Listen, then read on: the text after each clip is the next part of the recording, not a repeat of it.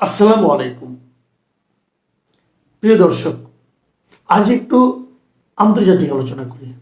আন্তর্জাতিক এই কারণে যে এই যে ইরানের সঙ্গে যুক্তরাষ্ট্র এবং ইসরায়েল মিলেমিশে একসঙ্গে যে যুদ্ধ করছে, এটা আমাদের এখান থেকে অনেক দূরে, কিন্তু আমরা এটার প্রভাবকে অস্বীকার করতে পারছি না। এর প্রভাব আমাদের এখানে পড়েছে, আমাদের পেট্রোল পাম্পে পড়েছে, আমাদের তেলের বাজারে পড়েছে, জ্বালানি তেলের বাজারে, এবং সব মিলিয়ে আমাদের দ্রব্য মূল্যও পড়ছে। আর তারও চেয়ে বড় কথা, ইরান তো আমাদের পৃথিবীরই একটা অংশ, একটা মুসলিম কান্ট্রি সেটা। এবং তারও চেয়ে বড় কথা, এই যুদ্ধের ইরানের কোনো অংশগ্রহণের কোনো প্রয়োজনই ছিল না। ইরানের উপরে যুদ্ধটা আসলে চাপিয়ে দেওয়া হয়েছে।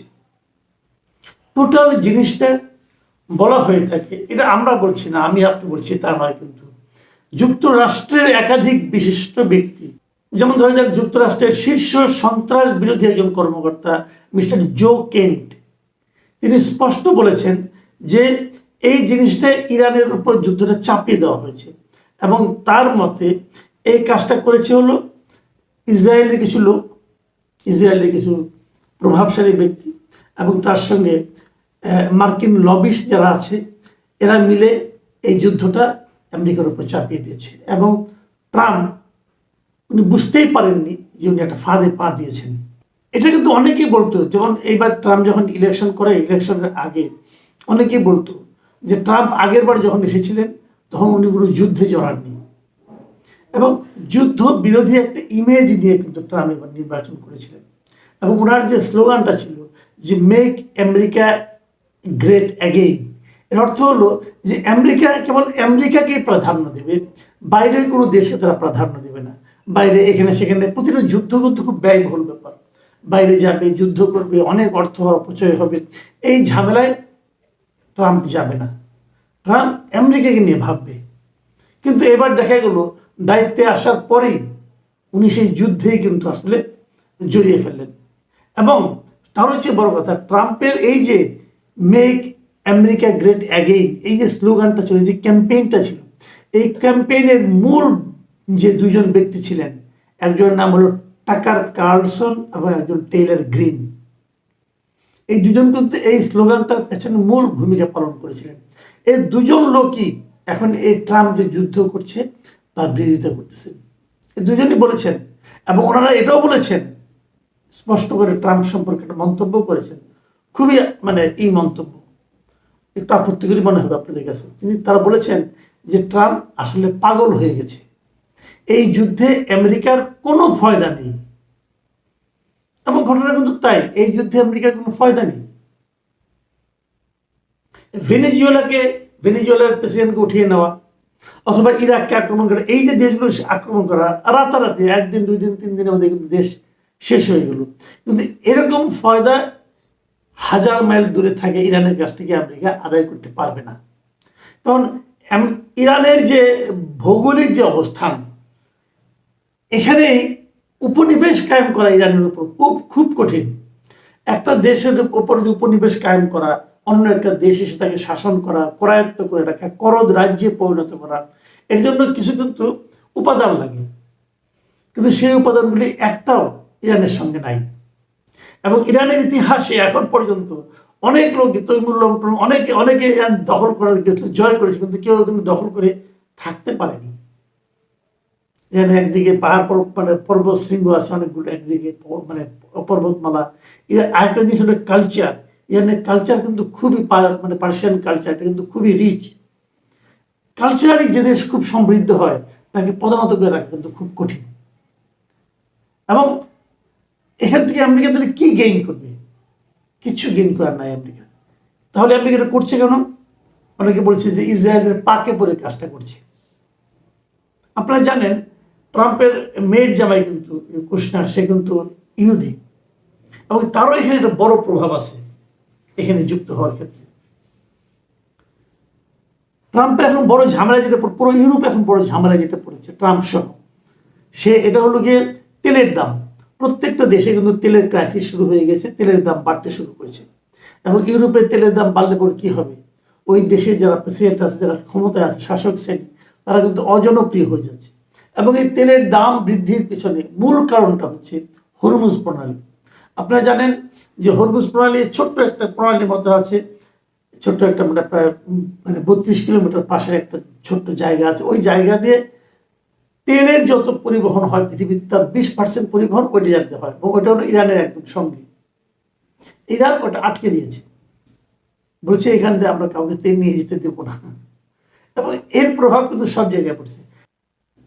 এমন পরিস্থিতিতে ট্রাম্প এখন তার ইউরোপিয়ান যারা মিত্র ছিল এতদিন, যাদের সঙ্গে ন্যাটো গঠন করা হয়েছিল, সেই ন্যাটোর সদস্য দেশগুলোকে বলছে যে আপনারা যান, যে সেই হরমুজ প্রণালীটাকে ঠিকঠাক করেন, ওখান দিয়ে জাহাজের তেলবাহী জাহাজের যাতায়াতটাকে স্মুথ করার চেষ্টা করেন, এবং এই জন্য আপনারা আপনাদের যুদ্ধ জাহাজগুলো ওখানে পাঠান, যাতে নাকি ইরান যুদ্ধ জাহাজ দেখে ওখান থেকে সরে যায়।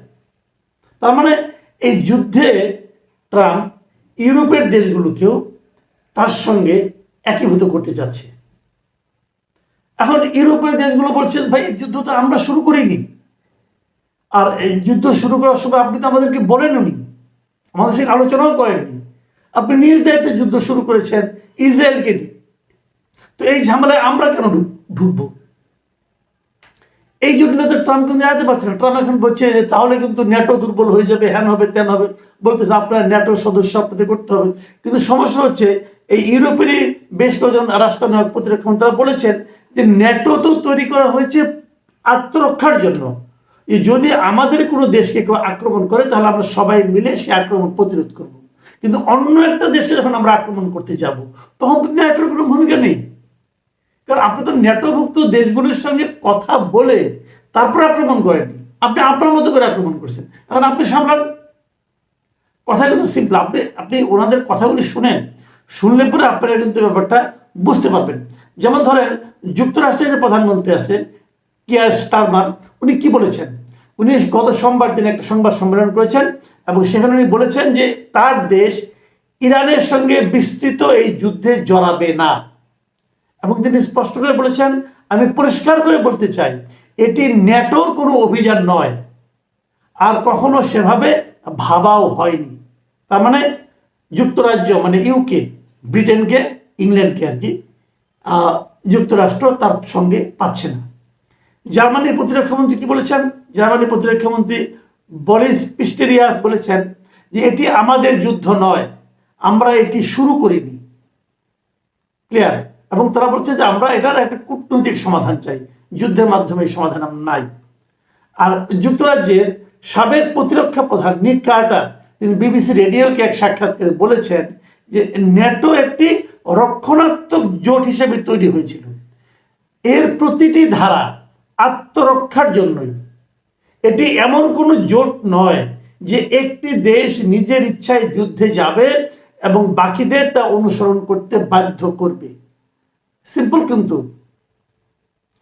তার মানে যুক্তরাষ্ট্র মানে ট্রাম্প এখন ন্যাটোর কাছ থেকে যে সাহায্যটা চাচ্ছে ন্যাটো সেটা দেবে না, তাহলে ট্রাম্প করবেটা কি? আরো দেখেন আয়ারল্যান্ডের প্রধানমন্ত্রীর সঙ্গে কদিন আগে ট্রাম্পের একটা মিটিং হয়েছে, সেই মিটিং থেকে বের হয়ে এসে আয়ারল্যান্ডের প্রধানমন্ত্রী বলছে এটি আমাদের যুদ্ধ নয়, আমরা এই যুদ্ধে নেই। ইতালির পররাষ্ট্রমন্ত্রী আন্তোনিও তাজনিও বলেছেন আমরা হরমুজ প্রণালীতে সামরিক অভিযানে যুক্ত নই। ইতালি, ফ্রান্স বা অন্য কোনো ইউরোপীয় দেশ হরমুজ প্রণালী দিয়ে জোর করে জাহাজ চলাচল নিশ্চিত করতে যুদ্ধ জাহাজ পাঠানোর প্রস্তাব দেয়নি। পোল্যান্ড কি বলেছে? পোল্যান্ডের পররাষ্ট্রমন্ত্রী রডোস্লাভ সিকোরস্কি বলেছেন যে তার দেশের নেতারা ইরানের বিরুদ্ধে যুদ্ধে বাহিনী পাঠানোর বিষয়টি নাকচ করে দিয়েছেন। আর হরমুজ প্রণালী নিয়ে তিনি বলেছেন যে সরকারের ভিতরে এই বিষয়ে এখনো কোনো আলোচনা হয়নি। তাহলে দাঁড়ালোটা কি? দাঁড়ালো হলো এই ট্রাম্প বলেছিল না যে মেক আমেরিকা গ্রেট অ্যাগেইন, উনি মেক আমেরিকা গ্রেট না করে আমেরিকাকে উনি অ্যালোন করে দিয়েছেন। He made America alone, America এখন একা হয়ে গেছে। তারপরে আমি বলি, তারপরেও আমেরিকার যে শক্তিবক্তা তার সঙ্গে ইসরায়েলের যে শক্তি সব মিলিয়ে হয়তো তারা এই যুদ্ধে জিততেও পারে, তাদের অনেক দিন শক্তি। ইরান কতদিন তাদেরকে প্রতিরোধ করবে এটা বলা বড় কঠিন। কিন্তু ইসরায়েলের ভেতরেও কিন্তু এটা নিয়ে নানা ধরনের আলোচনা চলছে। জনগণ ইসরায়েলের মধ্যে বিক্ষুব্ধ হয়ে উঠেছে, কারণ ইরানের যে মানে যে সমস্ত সেলগুলো যেগুলো যে সমস্ত আক্রমণগুলি ইসরায়েলের উপর চলছে, ইসরায়েলও কিন্তু অনেকটা ধ্বংসস্তূপে পরিণত হচ্ছে অনেকগুলি নগরে ইসরায়েলের। কাজে ইসরায়েলের সাধারণ মানুষ এই যুদ্ধকে চাচ্ছে না। এবং একটা বেসিক প্রশ্ন, আপনারা একটু যারা পড়াশোনা করছেন এবং জানেন, বিভিন্ন পত্রপত্রিকা দেখেন, একটু খোঁজ নিয়ে দেখেন, একটা প্রশ্ন মাথায় নেন যে যুদ্ধটা কেন অবধারিত ছিল? কেউ বলতে পারবেন না। ইরান এমন কি করেছিল যে কারণে ইরানকে আক্রমণ করতে হবে? কেউ বলতে পারবে না। ইরান কারোর জন্য হুমকি ছিল?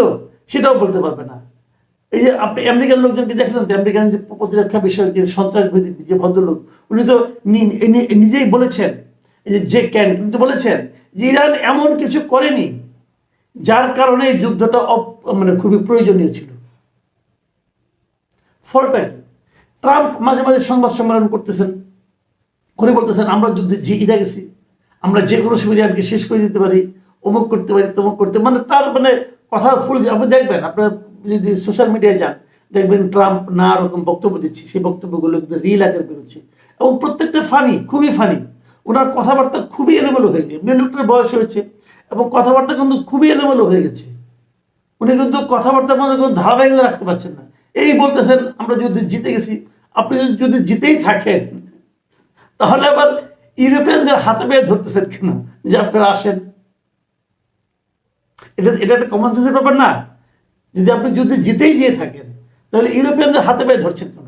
তারা একজন দুজনকে লোক মারতেছে। এর মধ্যে দেখলাম ইসরায়েল আবার ঘোষণা করছে যে এখন ইরানের যে কোনো শীর্ষস্থানীয় অথবা উচ্চপদস্থ কোনো কর্মকর্তাকে মারার জন্য কোনো পারমিশন লাগবে না, মেরে ফেললেই হবে।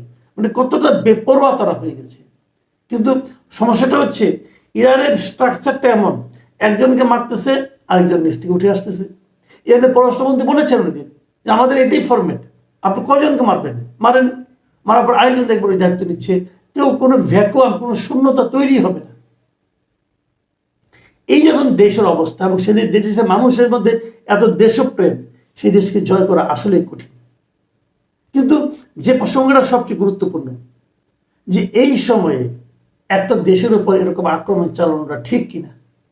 আমেরিকা যে কাজটা করেছে, প্রথম যে কাজটা করেছে এই যুদ্ধের মধ্যে, যে আমেরিকান যে বোমা এসে একটা স্কুলে পড়লো, 165 জন শিশু, গার্লস স্কুলের 165 জন শিশু নিহত হলো, এটার কোনো ব্যাখ্যা কিন্তু ট্রাম্প এখনো দিতে পারছে না। আপনি যুদ্ধ করবেন করেন, কিন্তু নিরপরাধ শিশুদের কেন হত্যা করবেন? আমরা একটা সত্যি কথা বলতে গিয়ে আমেরিকার ইতিহাসে ট্রাম্পের মতো এরকম যুদ্ধবাজ, উন্মাদ, মানে পাগল লোক বোধ প্রেসিডেন্ট কখনো হয়নি। এখন উনি এটাকে কত দূর নিয়ে যাবেন, শেষ পর্যন্ত কি করবেন? কালকে দেখলাম যে উনি এখন কিউবা দখল করতে চান। তো এগুলো ওনার অনেক শক্তি আছে, ওনার অনেক পাওয়ার আছে। সেই পাওয়ার যদি করবেন, হয়তো বা করবেন কি করবেন না, পারবেন কি পারবেন না, সেটা হয়তো সময় দেখা যাবে।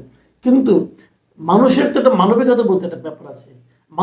মানুষের তো একটা চিন্তা ভাবনা থাকে। আমরা হয়তো সাধারণ মানুষ, আমরা ছোট দেশ, আমরা হয়তো অতটা বলতেও পারি না, কিন্তু আমাদের মতো মানুষের তো একটা ঘৃণা বলতে একটা ব্যাপার আছে, ভালোবাসা বলতে একটা ব্যাপার আছে। ট্রাম্পের এই পাগলামি এই সারা দুনিয়াকে আমি মনে করি এখন একটা হুমকির মুখে ফেলে দিয়েছে। একই সঙ্গে যারা যুক্তরাষ্ট্রে আছেন, আমাদেরও লোকজন প্রচুর আছেন, আপনাদেরও আছেন, আলাপ করে দেখবেন, সাধারণ নাগরিকরা কিন্তু এটা পছন্দ করছে না। দক্ষিণ কোরিয়ার সঙ্গে তারা বলছে এখান থেকে তারা পাঠাবে, জাহাজ পাঠাবে। দক্ষিণ কোরিয়ার মধ্যে এটা নিয়ে কিন্তু প্রতিবাদ হচ্ছে, পৃথিবীর সর্বত্র প্রতিবাদ হচ্ছে। এবং আরো যে বড় কথা, যে কথাটা বলে আমি আলোচনাটা শেষ করতে চাই, শেষ পর্যন্ত কি হবে জানি না, কিন্তু শেষ পর্যন্ত ইরান যদি এই যুদ্ধে টিকে যায়, যদি টিকে যায়, মনে রাখবেন আরব যে আশেপাশের দেশগুলি যারা আছে, আরব শেখরাই তো রাজত্ব করে, এবং সে রাজত্ব তাদের হলো রাজতন্ত্র। এই রাজতন্ত্রের উপর কিন্তু একটা বড় ধরনের হুমকি আসে দাঁড়াবে। কি ইউএই, কি ওমান, বাহরাইন, যেগুলি বলছেন, সৌদি আরব, এই সব রাজতন্ত্রের মধ্যে কিন্তু দেখবেন একটা বড় হুমকি আসবে। কাতার, কুয়েত সবই এক। এই রাজতন্ত্র কিন্তু ইসলামও সাপোর্ট করে না, কিন্তু তারা এগুলি আমেরিকার সাপোর্ট নিয়ে, আমেরিকার সমর্থন নিয়ে তারা এগুলি চালাচ্ছিল। এবং এগুলি আলটিমেটলি কতটুকু টিকবে সামনের দিনে বড় বড় কঠিন। প্রিয় দর্শক, এখন এ পর্যন্তই। আল্লাহ হাফেজ।